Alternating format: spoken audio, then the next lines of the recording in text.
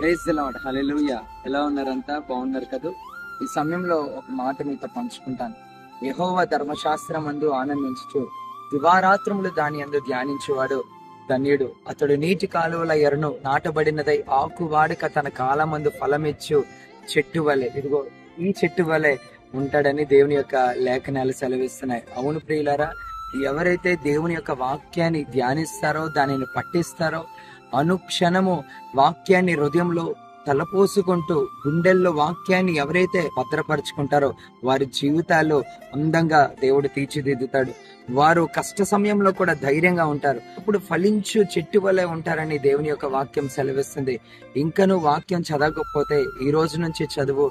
దేవుడు నీ జీవితంలో ఘనమైన కార్యాలు జరిగిస్తారు. క్రమము తప్పకుండా ఎవరైతే వాక్యం చదువుతారో వారు పాపంలో పడిపోరయ్యా, విశ్వాసములో సన్నగిలిపోరయ్యా, భక్తిలో సన్నగిలిపోరు. గనక వాక్యం చదువుదాం, ఆత్మీయంగా బలపడి ఫలించే చెట్లుగా, ఫలించే కొమ్మలుగా మనం అన్ని విషయాల్లో అనేక మందికి దీవెనకరంగా జీవిద్దాం.